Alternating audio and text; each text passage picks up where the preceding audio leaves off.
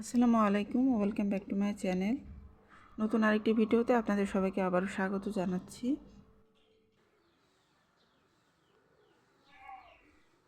আজকে আমি মাছের ভর্তা তৈরি করব, তো সেটা আপনাদের সাথে শেয়ার করব যে কিভাবে মাছের ভর্তাটা আমি তৈরি করি।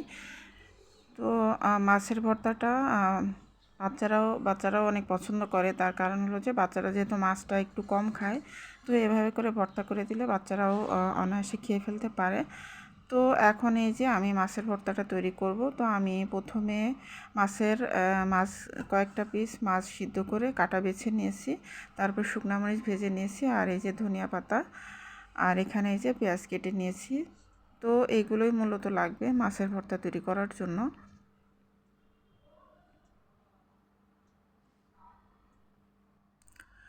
আর এখন আমি কিছুটা ঘি দিয়ে দিব। তো ঘিয়ে আমি পেঁয়াজ রসুন ভেজে নিব।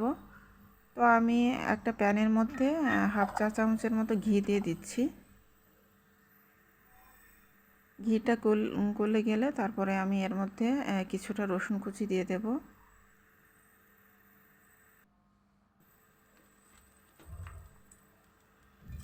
এখন আমি কিছুটা রসুন কুচি দিয়ে দিলাম।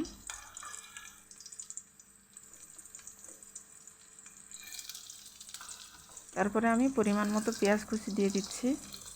একসাথে আমি পেঁয়াজ আর রসুনটাকে ভেজে নিব। ঘিয়ে ভেজে নিলে খেতে বেশ ভালো লাগবে, ঘিয়ের একটা ফ্লেভার আসবে।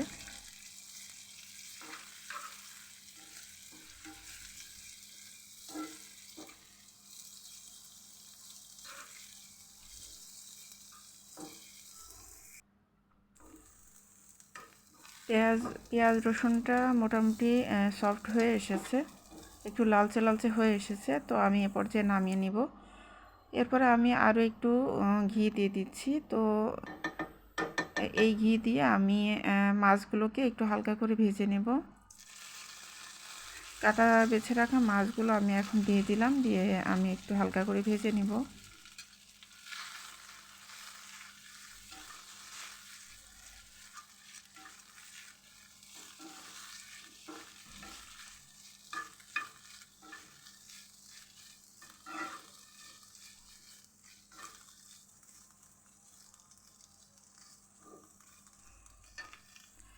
তো এখন আমি মাছের ভর্তা তৈরি করার জন্য সব কিছু রেডি করে নিয়েছি।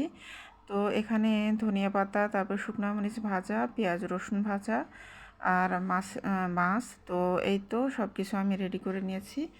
এখন আমি সব কিছু খুব ভালোভাবে মেখে নেব।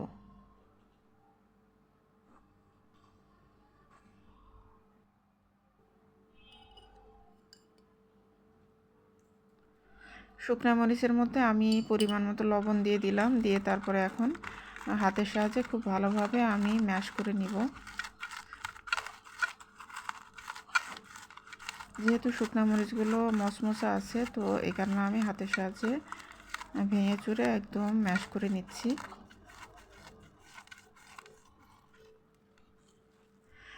এখন আমি একে একে সবগুলো উপকরণ একসাথে মিশিয়ে নিচ্ছি।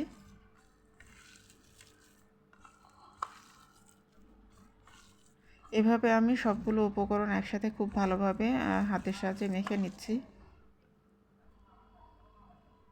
আর এ পর্যায়ে আমি পরিমাণ মতো সরিষার তেল দিয়ে দেব।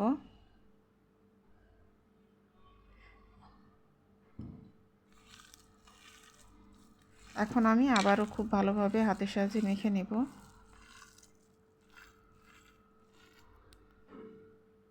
তো তৈরি হয়ে গেল আমার মজাদার মাছের ভর্তা। দারুণ মজার এই মাছের ভর্তা রেসিপিটা আপনাদের কাছে কেমন লেগেছে চাইলে কমেন্টের মাধ্যমে জানাতে পারেন।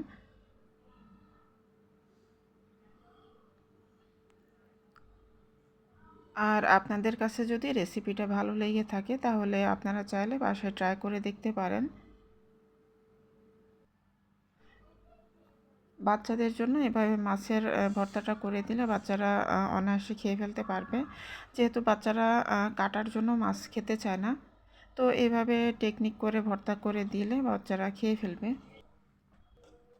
আর এখন সন্ধ্যার নাস্তায় আমি একটু নুডলস রান্না করে নিচ্ছি আমার নিজের জন্য।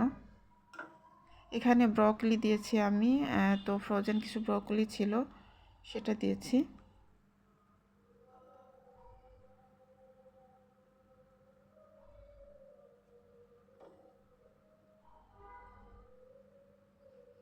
এখন আমি টমেটো সস দিয়ে দিলাম আর নুডলসের মশলাটাও দিয়েছি। সব কিছু খুব ভালোভাবে মিক্স করে নিচ্ছি, তারপরে নামিয়ে ফেলবো।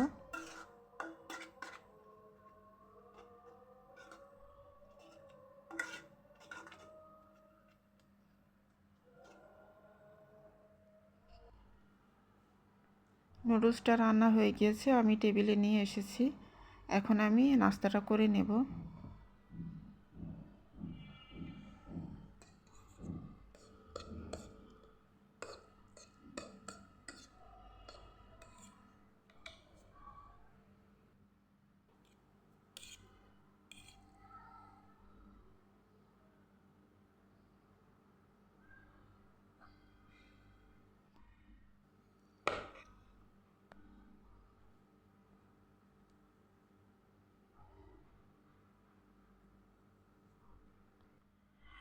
আর এখানে আমি রাতের খাবারটা তৈরি করে নিয়েছি।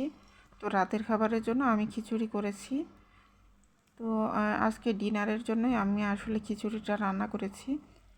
তো এখানে সবজি খিচুড়ি আছে, তারপরে পেঁয়াজ মরিচ মাখা, মাছ ভুনা, তারপরে এখানে এই যে বাটা মাছ ফ্রাই, তারপর ডিম ভাজা, আচার, ঘি। তো মোটামুটি অনেক কিছু ছিল। তো এগুলোই আজকে আমাদের রাতের খাবার।